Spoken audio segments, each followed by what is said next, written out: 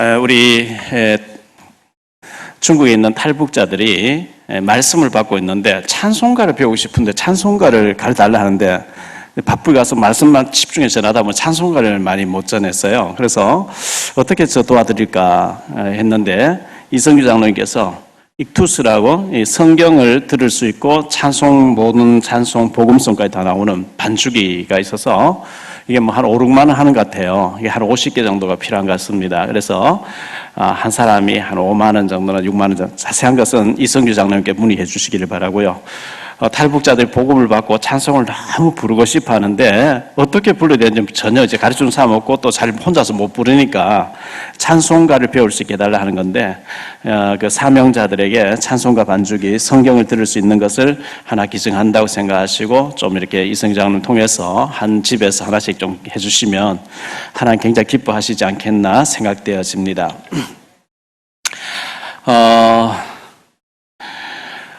부산에 두 날개 전도하는 그 두 날개라고 하는 그 단체가 있습니다. 합동측이죠.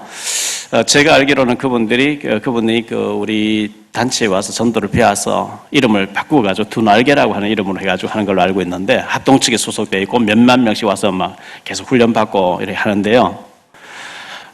옛날에 그 박윤선 박사, 한국의 유명한 박윤선 박사 전 책을 성경을 주석을 냈던 박윤선 박사님 계시는데 이분이 합동측에 계시다가 합동측에서 자꾸 목사님들 싸우니까 영남 호남 싸우니까 목사님 몇 분이 우리 그 신학 박사 이상금 박윤선 박사님 모시고 우리 싸우지 말고 진짜 배기 하러 나갑시다 이래가지고 떨어져 나간 데가 합동신학교, 수원에 있는 합동신학교입니다. 합신이라 그러죠. 합신 측에서 보니까 합신 측 목회자들이, 합동신학교 나오는 목회자들이 합동 측에서 두 날개 선교 그 세미나 가서 그걸 막 하니까 얼마 전부터 그 합신에서 두 날개 선교에는 이단이다 이렇게 말을 걸기 시작. 교계신문이 이제 자주 나오는 거거든요. 저는 교계신문을 몇 개를 받아보니까요. 드디어 여기서도 또 이제 시비를 걸었구나 이렇게. 그러니까 뭐 합동 측에서 총회장님 나서고 막 이제 거기서 적극 기자회견해가지고 하고. 이제 저쪽에서 이단이라고 하는 얘기가 그분 테이프를 들어보니까 우리는 장로를 안 세운다. 장로 안 세우는 몇만 명이 모인 장로 안 세우는 그거 이단이 아니냐 막 이렇게 시비를 건 거야. 그거는 옛날에 개척교회 할 때 우리가 장로 안 세웠다는 얘기 지금 안 세운 게 아니지 않냐 막 해명하면서 무엇이든 잘못되고 지적해주면 고치겠다 하면서 막 한 번 이단 누명 써버리면 완전히 뭐 박살나는 거거든요. 그러니까 막 적극 해명하면서 이제 그렇게 나오는 게 이제 신문에 나왔는데 총회장까지 나서가지고 뭐가 잘못됐냐, 그리 함부로 정지하지 말라 막 이렇게 했는데요. 어제 동창 목사님이 문자 쫙 온 거죠, 늦게. 그래서 저는 우리 교회 왔던 친구인데 목사님 힘내십시오. 이번 두 날개도 이단으로 지켰다가 막 적극적으로 막 해명하고 이래가지고 거의 이제 넘어갔는데 앞으로 어떻게 될지 모르겠습니다. 전국 합동 측의 전국 교회 중에서 7개 노예에서 다락방이 문제없지 않냐 이러면서 다시 재검토해달라고 이렇게 올라왔는데 목사님 이런 기회를 통해서 잘 해결됐으면 좋겠습니다. 이렇게 올라왔어요. 우리의 기도가 필요한 줄 믿습니다. 합동 측에서 다 풀어지는데 이 사단이 쉽게 안 놔두죠. 왜냐하면 합동 측에 있는 목사님들 전부 겁을 내요. 이단이라 한 대 가는데 이거 안 풀어지면 난리 난다 막 이런 식으로 자꾸 긴장을 하고 있는데 이 복음 전하니까 자꾸 사단이 이단이나 누명을 씌워서 우리를 힘들게 만들거든요. 그래서 기도가 필요합니다. 여러분에게 문제가 왔습니까? 당연성을 얘기해야 돼요. 내가 인본주의 쓰고 성령님도 안 받고 내가 인본주의 쓰고 그렇게 예배 안 드리고 잔머리 쓰고 막 했기 때문에 올 것이 왔구나. 당연하다고 생각해야 돼요. 필연성이다. 당연성, 필연성, 절대성. 올 게 왔구나. 이렇게 생각해야 답이 있지. 안 올 게 왔다. 이래 하면 답이 없는 거거든요. 총회가 내일 열리게 됐습니다. 그것도 어제 평양에서 1900년도니까 1909년도니까 처음에 총회가 생겨지고 난 뒤에 100회째 되는 총회를 우리 교회에서 이렇게 열게 됐다는 것은 굉장히 영적으로 의미가 있다고 생각되어지고요. 각 분야에서 준비하신다고 수고해 주신 분들 너무너무 감사를 드립니다. 우리 김남옥 장로님 송도교회 나오시는데 중국에서 한국 지사장 나오셔서 이 조명을 받아가지고 조명회사에 넘기시는 일을 하시는데 우리 교회에서 전기요금 많이 나오고 이렇게 하니까 요즘 LED 다 바꾸니까 이걸 1000만 원 넘는 거, 인건비만 뭐 300 몇십만 들었다는데요. 이 사람을 해서 조명을 다 바꿨어요. 그래서 돈이 많이 들어서 어떡하냐. 제가 당연히 해야 될 걸 했습니다. 이렇게 하니까 감사하죠. 김진명 장로님하고 김관식 장로님이 조경 사업을 하시는데 굉장히 제가 알기로는 어려운 중에 있는데 총회를 앞두고 조경을 밖에 싹 새로 했어요. 보니까 뭐 공사가 보통 공사가 아니더라고요. 조경을 새로 싹 하니까 굉장히 교회가 멋있어졌잖아요. 문민아 장로님과 손주희 자매, 방송길의 손주희 자매가 제가 선교 다니며 찍은 사진을 가지고 액자를 멋있게 해서 지금 다 새롭게 1층에 2층에 다 걸었어요. 밤새 막 작업을 한 거죠. 또 그것을 임삼택 지사님이 다 못질하고 이렇게 걸고 이렇게 했는데요. 김남훈 장로님이 교사, 선생님으로 계신 학교에 선생님으로 계시는데 아이들을 모아서 성적이 좀 처지는 분야에 과학이 떨어지는 과학 가르치고 수학이 떨어지는 수학 가르치고 영어 떨어지는 영어 이래가지고 우리 선생님 며칠 힘을 합해서 지금 현재 랩넌트 비전 스쿨을 월화수목금 교회에서 애들이 학교 갔다 와서 먹고 여기서 자면서 여기서 자고 또 기도하고 또 아침에 새벽기도 마치고 학교로 바로 가도록 이걸 지금 시작했는데 재능 기부죠. 각자가 자기 맡은 분야에서 주님을 사랑하는 마음으로 교회에서 헌신하는 것 하나님이 기뻐 받으실 줄 믿습니다. 마태복음 10장 42절에 냉수한 걸 상을 잃지 않는다 했는데 상을 주기를 바라고 하는 게 아니고 당연히 정말 어려운 중에서도 내가 가지고 있는 달란트를 가지고 이렇게 교회를 섬기려고 하는 거 하나님께서 얼마나 기뻐하시겠습니까? 이번 주간에는 우리 RU 박사과정이 있었습니다.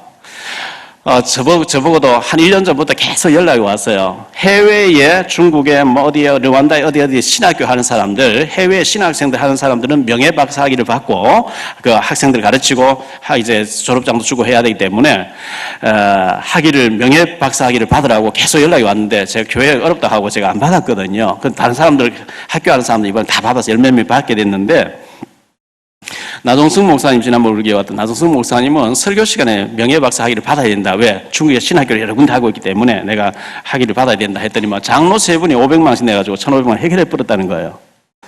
제가 믿음이 없어가지고 이렇게 응답도 못 받고 있어요. 교회가 어려운데 내가 돈 얘기해서 내겠나 싶어 안 받았더니만 처음 안 받고 다른 사람 다 받았거든요. 그래서 내년에 받으라 이런 얘기 있었는데요. 그 나종승 목사님과 대구 최영수 목사님이 하만읍이잖아요. 읍에 있는 하만 다락방교회에 이제 시무하고 있었는데 두 분이 이제 있으면서 전도했대요. 불교를 믿으면서 굉장히 시달리는 아들이 특히 잠을 못 자는 아들이 만나가지고 복음 전에서 영접시켰는데 그날부터 잠을 잘 자기 시작했다는 거예요. 청년이. 이제는 그 사람들이 막 불교를 취합버리고 교회 와서 막 절에 다니듯이 교회 열심히 다니면서 신앙생활 잘하는데 땀을 1,000평을 딱 내놔버리더래요. 그래서 그 교회에 교회를 멋있게 지었다는 거죠. 그분들이 이 두 목사님 해외 나갈 때 모든 선교비를 책임졌다는 거예요. 그런데 그 젖소 농장을 하는데 광우병이 와서 하루에 막 38마리 죽어가는 걸 봤대요. 목사 가슴이 막 얼마나 타들어갔어요. 그런데 그 사람이 장로님, 권사님 되셨는데 하루에 38마리 푹푹 쓰러져 죽는데 갖다 묻으면서도 전혀 흔들리지 않고 원망하지 않고 주신 자도 하나님이시죠, 취하신 자 이렇게 얘기하더라는 거예요. 그런데 그분들이 이번에 권사님이고 장로님인데 5천만 원씩 내놓고 두 분이 1억 내놓고 박사학위를 명예박사 받았거든요. 박주영 선수 어머니도 받았고요. 중직자, 그 정도 좀 중직자들 전부 응답받고 축복받은 사람들 되시기를 축원합니다.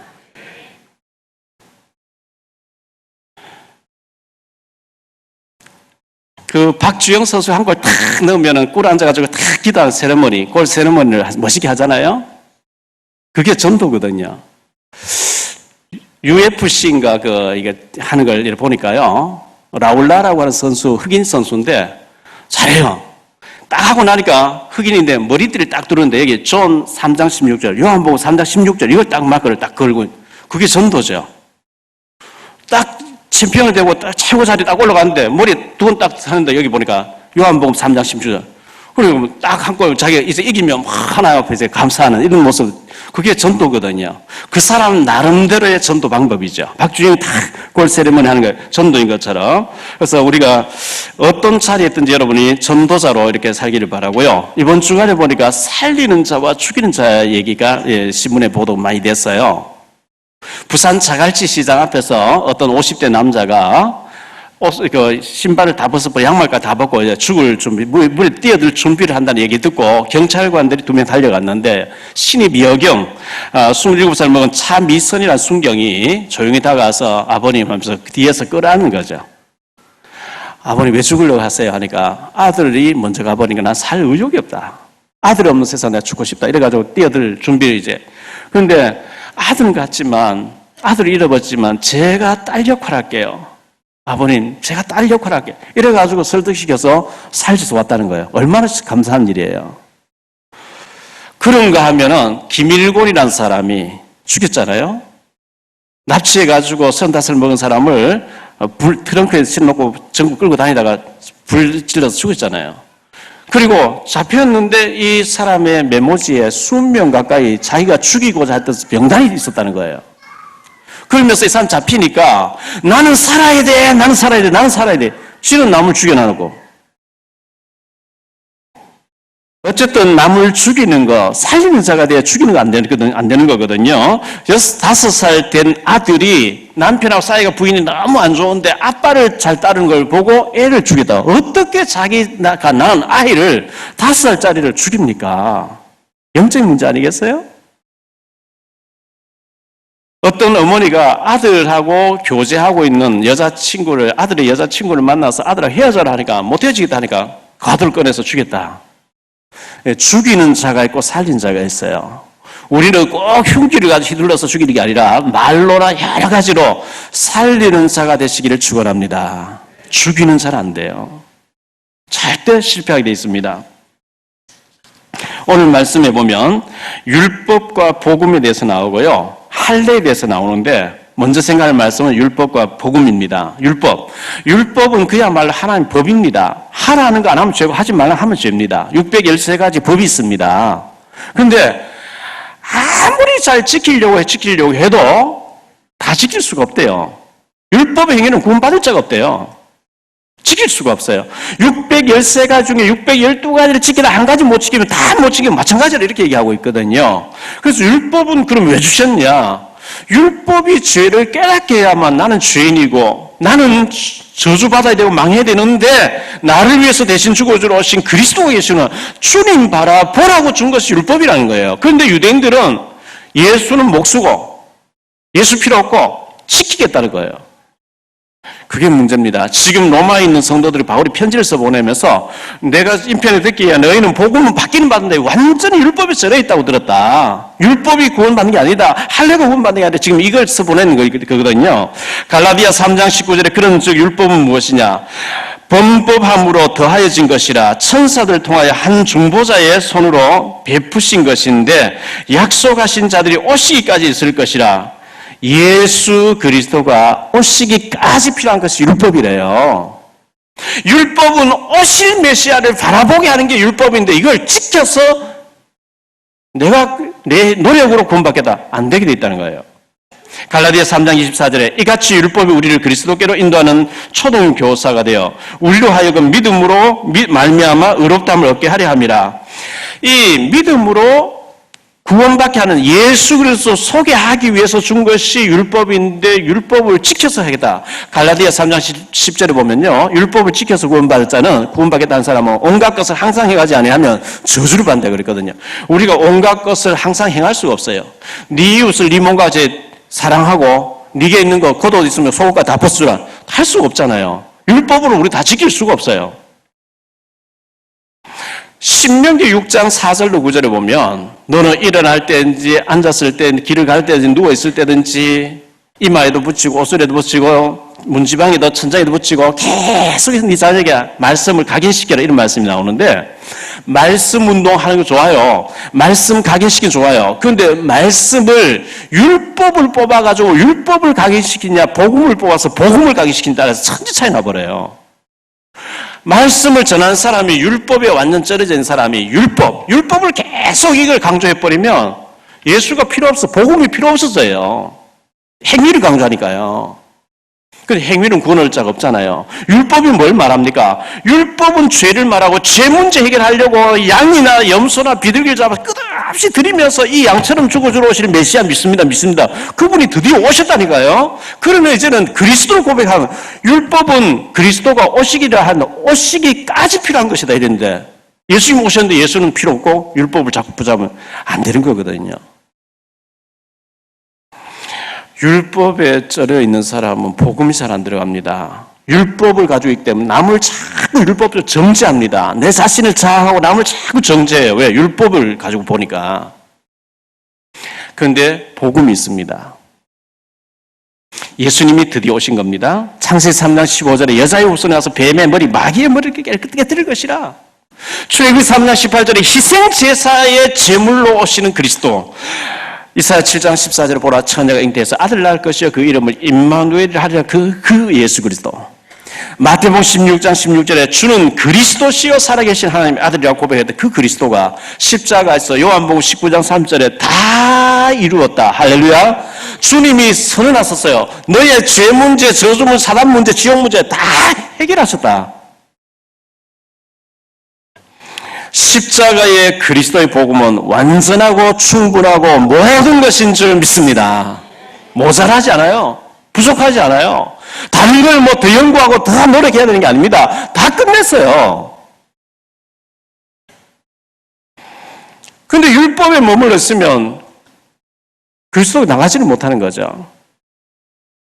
우리 보고 뭘 하라는 게 아니고 하는 건 나중에 하고 우선 주님이 다 끝냈다는 것을, 율법을 완성했다는 것을 믿으라는 겁니다.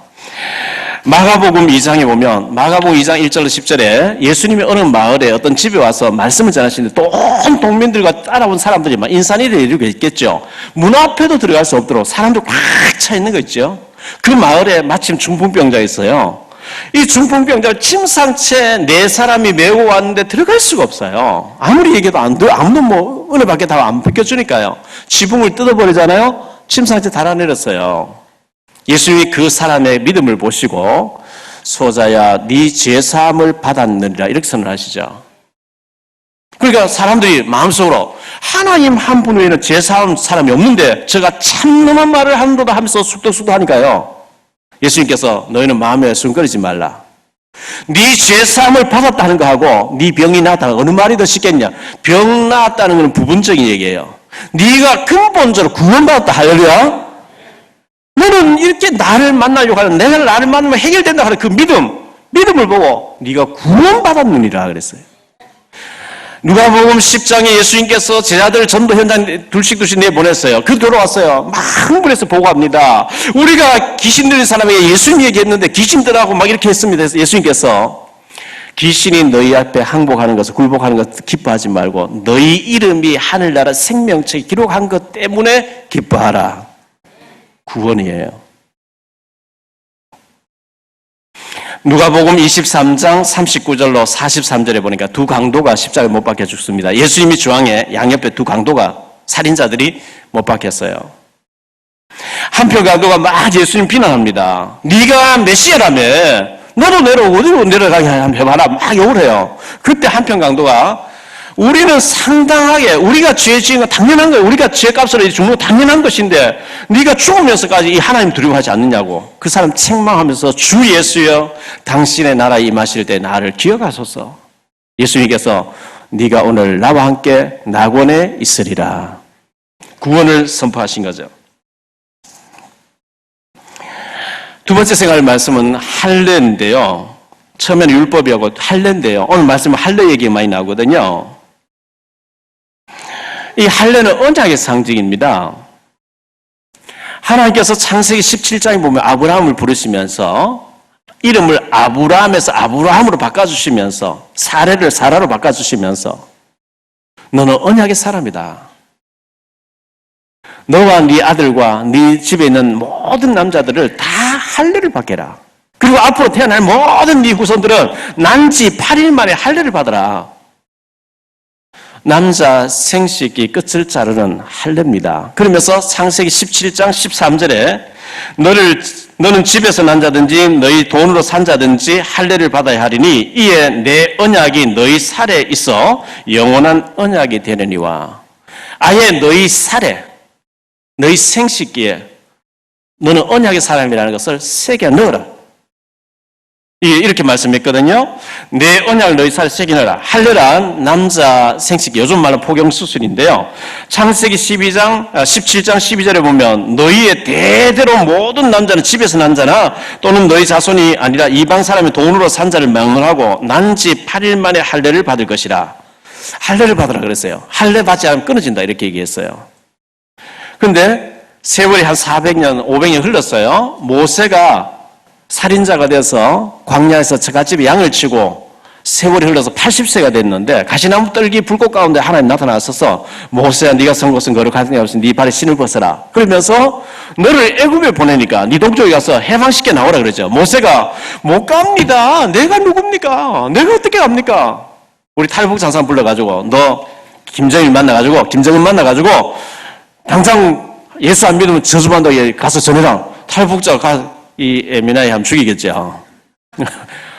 거기에 어떻게 갈 수 있겠습니까? 탈북자 신부로 지금 김정은 말 한마디 하나님 말처럼 죽이라면 다 죽이는데요. 그걸 갔다 와라. 모세가 애굽 왕궁에 있다 나왔는데 바로 왕이 독재자거든요. 강팍한 사람이거든요. 개팍한 사람이에요. 그런데 하나님께서 가라는 거예요. 모세가 어떻게 가? 나는 못 갑니다. 내가 누굽니까? 그러니까 너는 모세니라 이래야 되는데 나는 여호와니라 이러는 거죠. 내가 너 왔게 할 때는 너는 가라 이래. 그래서 모세가 죽을 상이 돼서 갑니다. 워낙 가라 하니까요. 가는데 하나님 나를 저 애굽 보낸다니까 그의 부인 시보라, 그의 아들 게르솜, 엘리에셀 두 아들이 소풍 가듯이 따라오는 거 있죠. 가는데 숙소에서 하나님 모세를 죽이려고 해요. 그때 이 시보라가 두 아들을 할례를 행했대요. 할례를 해가지고 이제 피를 이제 던지면서 당신은 참으로 내게 피난 편이라 이런 얘기 고백하거든요. 그 말이 무슨 말일까요? 모세는 어릴 때 젖을 뗄 때까지 어머니 요게벳에게서 신앙교육을 받았잖아요. 그래서 히브리서 11장 23절로 26절에 보면 믿음으로 모세는 애굽의 모든 부하보다도 잠시 제약의 나을 누림보다 하나님 백성을 고난받기를 믿음으로 원했다, 택했다 그랬는데요. 모세가 그것을 전달 안 했겠습니까? 모세는 창세기 3장 15절을 기록한 사람인데요. 그의 부인에게 전도하며 얘기했는데 에이 뭘. 아들 둘이 태어났는데 모세가 40세부터 80세, 지금 80세 부름받았으니까 아들들이 뭐 20살 된 30살 된 모르겠습니다만 아들 둘이 장성한 사람 따라오잖아요. 말을 해도 할례주지 말라. 반대했는데 하나님 숙소에 딱 죽이려고 하니까 얼른 그 부인이 아들 둘이 할례를 행하면서 당신은 진짜 피난 편이다. 이 말은 당신은 언약의 사람이군요. 피복음 중요합니다. 십자가의 그리스도의 피복음이 중요한 우리를 구원받게 하신 줄 믿습니다. 이스라엘 백성들이 광야 40년 보내고 이제 여호수아의 인도하에 모세는 죽었고요. 여호수아 인도하에 요단을 건넜어요. 여호수아 3장에 마른 땅을 건넜거든요. 4장에 강바닥에서 건져 올린 돌 12개를 길갈에 세워라 기념비를 세웠어요. 그리고 이제 여리고성을 이제 막 정복해 들어가야 되는데 여호수아 5장에 보니까 1절로 15절에 잠깐 여리고 정복하기 전에 할례부터 행하라. 광야 40년 동안 할례가 끊어져 버렸어요. 지금 할례를 행해라. 그리고 난 뒤에 정복해라. 너희들이 들어간 이 발걸음이 뭔지 아느냐? 언약을 이루는 발걸음이다. 이곳에서 너희 후손 가운데 메시아가 나게 할 것이고 전 세계에 그 메시아를 통해 구원받게 할 것이다. 이 그리스도의 이름으로 너희가 여리고성을 정복하는 것이고 가나안 전부 정복하는 것이고 이 정복하기 전에 할례부터 행하라. 중요한 의미예요. 너희가 누군지 아냐? 언약의 사람이다. 할례 받은 사람이다. 너희 몸에 언약이 새겨져 있는 언약의 사람이라는 것을 할례를 행하라 이랬어요. 그런데 할례 받은 것도 중요하지만 할례의 정신이 중요한 거거든요. 요엘서 2장 13절에 이스라엘 백성들은요 회개할 일 있으면 옷을 확 찢어버려요. 옷을 확 찢으면 회개했다는 거예요. 그런 회개가 얼마나 쉽겠어요. 요엘서 2장 13절 너희는 옷을 찢지 말고 마음을 찢고 너희 하나님 여호와께로 돌아올지어다. 이스라엘 사람들 옷만 확 찢으면 다 된 줄 알아요. 그런데 하나님 옷을 찢지 말고 마음을 찢고 돌아오는 거예요. 마음은 강판 그대로 옷만 휙 찢으면 나 회개했다. 그거 아니라는 거예요. 출애굽기 20장 8절에 보면 안식일을 기억하여 거룩하게 지키라. 안식일에 대해서 말씀합니다. 안식일을 지키라는 말씀이 성경 없어요. 우리 주일 안 모이면 예배가 불신자와 똑같아요. 신명기 25장 4절, 디모데전서 5장 18절에 곡식을 밟아 떠는 소의 입에 망을 씌우지 말라 이런 말씀이 나오는데요. 고린도전서 9장 9절로 10절에 바울이 이렇게 해석을 합니다. 모세의 율법에 곡식을 밟아 떠는 소에게 망을 씌우지 말라 기록하였으니 하나님께서 어찌 소들을 위하여 염려하심이냐 오로지 우리를 위하여 말씀하심이 아니냐 과연 우리를 위하여 기록된 것이니 밭 가는 자는 소망을 가지고 갈며 곡식 떠는 자는 함께 얻을 소망을 가지고 떠는 것이라 이렇게 말씀하고 있거든요. 곡식 떠는 소의 입에 망을 씌우지 마라. 지금 우리나라에서는 트랙터나 뭐 기계로 다 농사 지어버리죠. 그런데 북한 국경지대 가서 북한을 내다보면요 진짜 소달구지에 지게에다 걸음 쥐고 다니면서 옛날 60년대식 농사를 짓고 있거든요.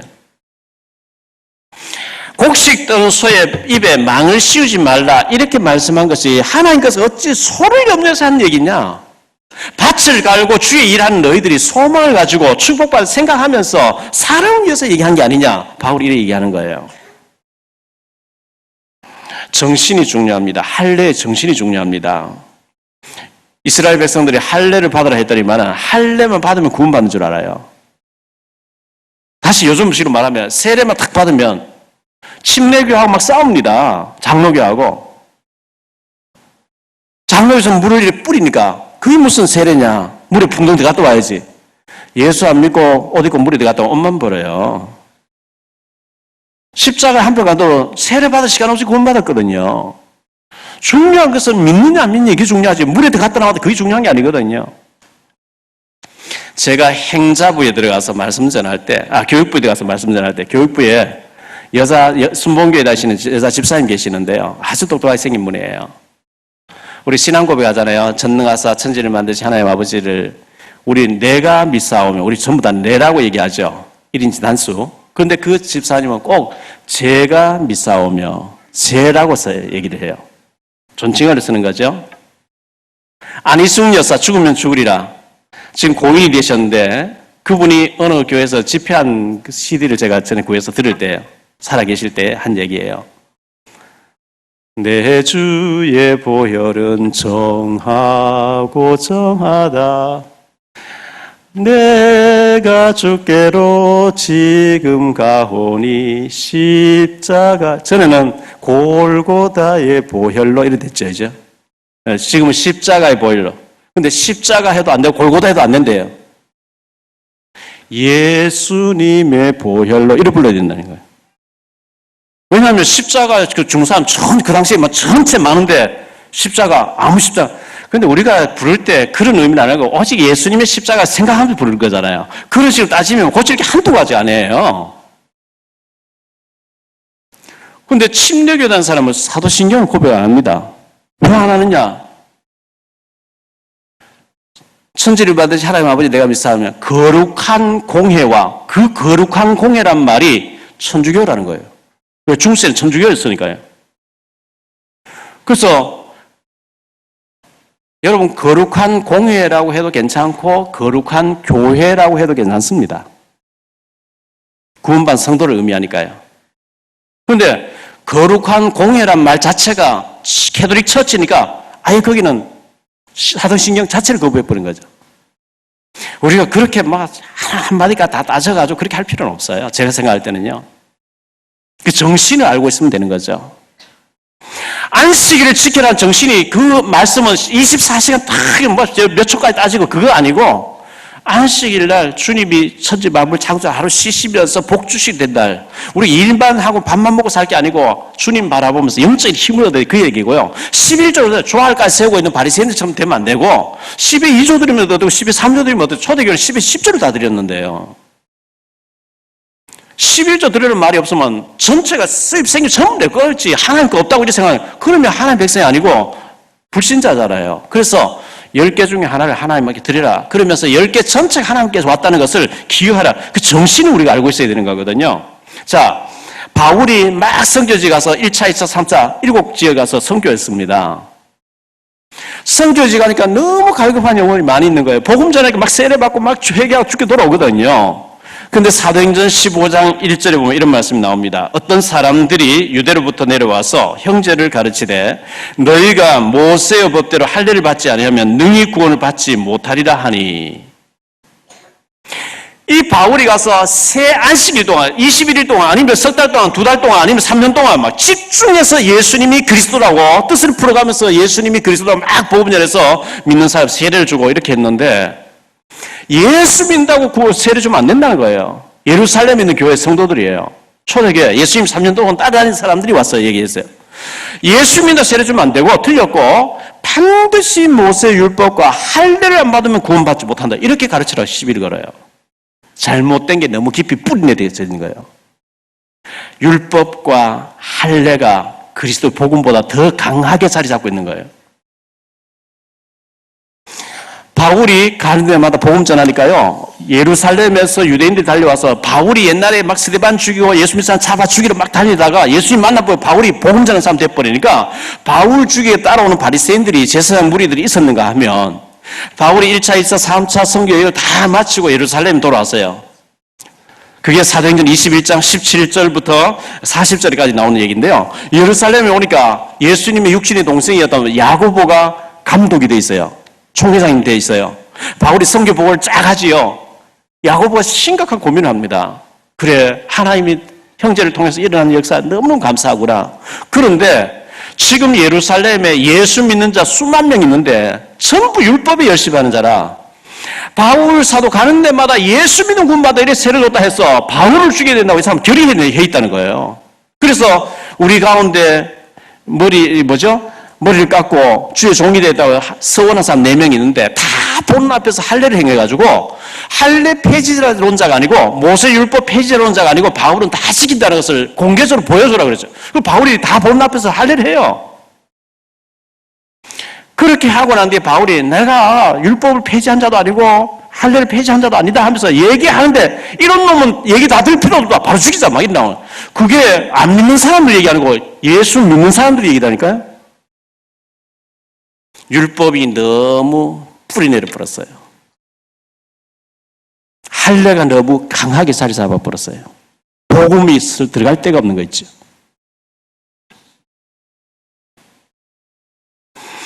세 번째로요, 마음의 할례가 중요합니다. 육신의 할례는 창세기 17장 13절에 언약을 몸에 새겨라.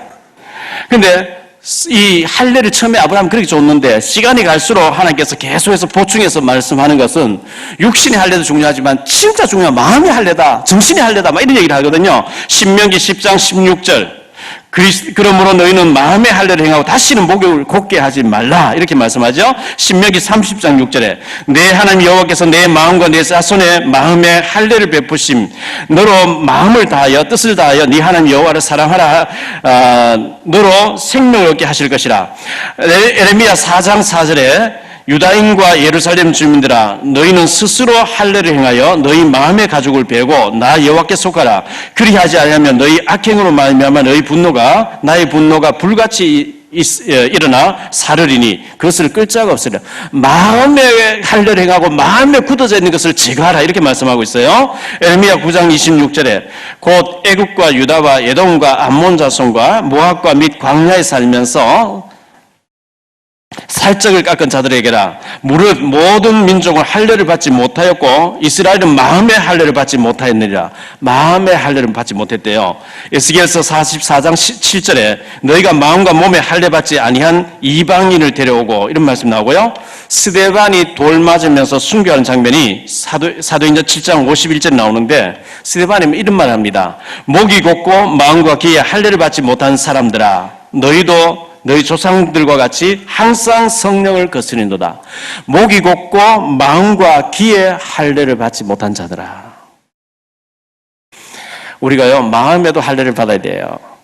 귀에도 할례를 받아야 하나님의 말씀으로 들려져요. 우리가요 이 무감각한 시대를 맞이했는데 마태복음 11장 17절에 예수님 말씀에 아이들이 이 세대를 무엇으로 비유할꼬? 아이들이 시장에서 앉아가지고 피리 잔치놀이를 하자. 피리를 막 불면 사람 춤을 춰야 되는데 피리를 불어 춤추지 않고 상년병을 나가는 장례 하는데도, 장례 게임을 하는데도 사람들 가슴을 치지 않는다. 아무 감각이 없다고 예수님께서 이렇게 말씀하신 거예요. 우리가 마음이 강팍해져 있고 완고해져 있으면 어떤 말을 들어도 감동이 없어요. 하나님 말씀 앞에. 우리는 옥토 같은 마음밭이 되어서 하나님 말씀을 아멘으로 받을 수 있게 되기를 축원합니다. 결론적으로 말씀드립니다. 정권이 바뀔 때마다 개혁한다. 사정의 칼을 막 휘두르죠. 막 집어넣고.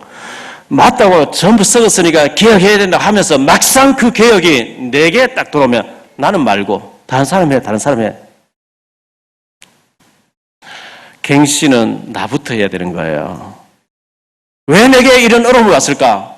당연하지요. 성령님도 안 받았으니까요. 인본지 썼으니까요. 올 것이 왔다고 생각해야 돼요. 왜 사람들이 나를 공경하지? 올 것이 왔다고 생각해야 돼요. 당연하게 그렇게 살았으니까, 그렇게 보여졌으니까. 앨리슨 래퍼라는 사람 있죠? 영국에서 태어난 사람입니다. 태어난 여자아이인데 태어났는데 두 팔이 없이 태어나요. 다리 한쪽은 오그라져 있고 한쪽이 좀 돌아가 있고. 그래서 죽을 애니까 집에 데려가서 하지 말고 이런 애들 모아놨다가 자동 죽으면 이렇게 장례해버리는, 그런데 장애인들인데 뒀어요. 안 죽고 살아요. 어느 날 집에서 데려왔어요. 데려왔는데 엄마가 너는 창피하니까 방 안에 갇혀있고 나오지 마.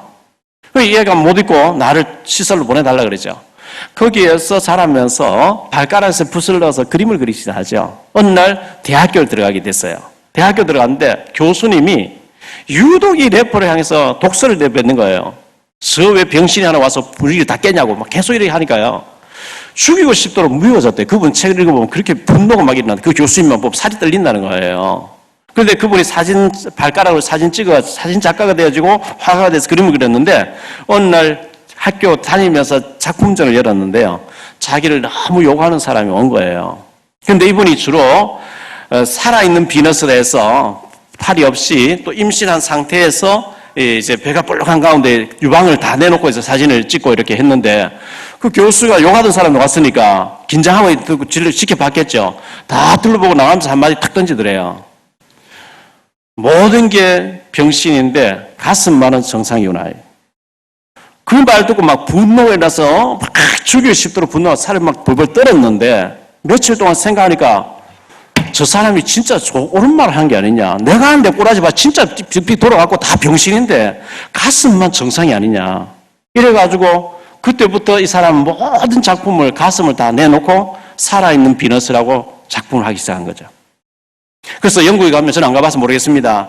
공로자들, 뭐 처칠이라든지 과거에 유명한 사람들이 동상이 있는 국립공원이 있다는데요. 거기 살아있는 사람으로서 앨리슨 래퍼 동상이 세워져 있다는 거예요. 그 교수님이 미워하는 줄 알았는데 늘 또 이렇게 상처를 주고 했는데 다 병신인데 가슴은 정상이구나. 그 말을 듣고 가슴을 다 내놓고 작품인데 그게 이제 세계적인 인물이 된 거죠. 생각이 바꾸면 사는 길이 있습니다.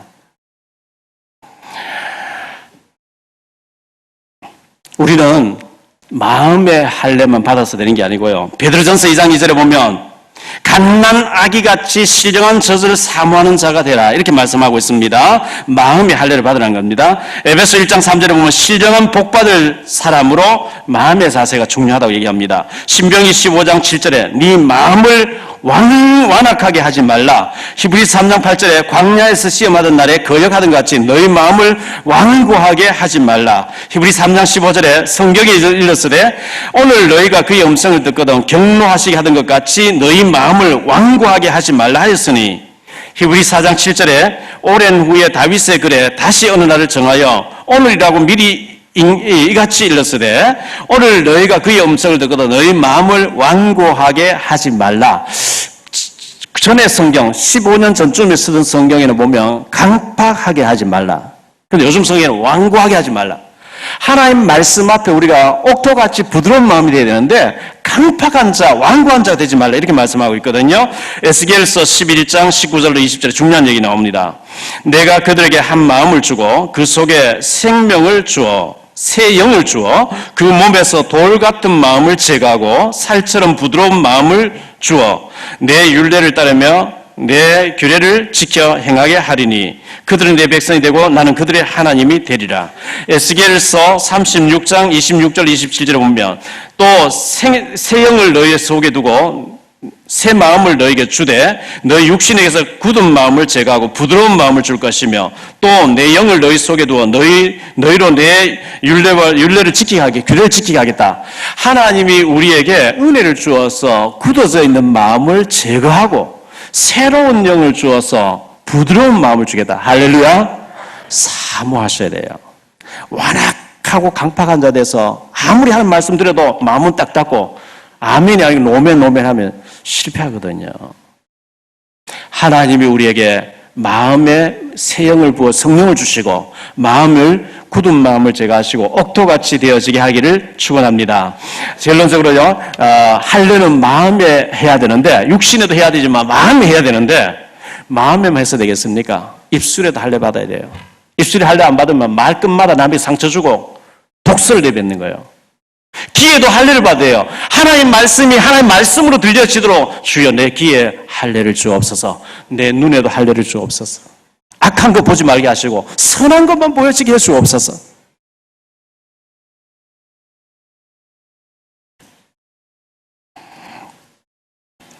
예수님께서 발을 씻겼습니다. 요한복음 13장 제자들 발을 씻기는데 베드로 차리고 베드로 아이고 제가 주님 씻겨야 돼요. 주님 왜 내 발 절대로 못 씻깁니다. 내가 너의 발을 안 씻기면 너가 나하고 상관이 없다 이러니까요. 아이고 그래 주님 모욕까지 시켜주세요. 이미 모욕한 사람 발만 씻으면 깨끗하니라. 예수님께서 이렇게 하면서 발을 씻겨주셨거든요. 이미 우리는 세례 받았고 이미 예수 믿고 다 하는데 유대인들은 할례만 받으면 되는 줄 알아요. 아닙니다. 육신의 할례도 중요하지만 마음의 할례를 받으라. 너희 마음이 칼파게 됐다. 부드러운 마음이 되어야 된다. 마음의 할례를 받아. 엄마 확 찢으면 다 되는 줄. 아니요. 옷을 찢지 말고 마음을 찢으라. 목이 걷고 마음과 귀에 할례를 못 받은 자들 이렇게 얘기하고 있거든요. 우리가 입에도 할례를 받고 마음에도 할례 받고 정신에도 할례 받고 눈에도 할례 받고 우리의 입이 독설을 내뱉는 자가 아니라 생명의 말씀을 내뱉는 자가 되기를 축원합니다. 주여, 제가 할례 받고 제가 고쳐야 될 부분은 무엇입니까? 기도하는 가운데 하나님 우리에게 은혜 주시기를 예수 이름으로 축원합니다. 옆에 사람 인사하세요. 당신은 세계복음화의 주인공입니다.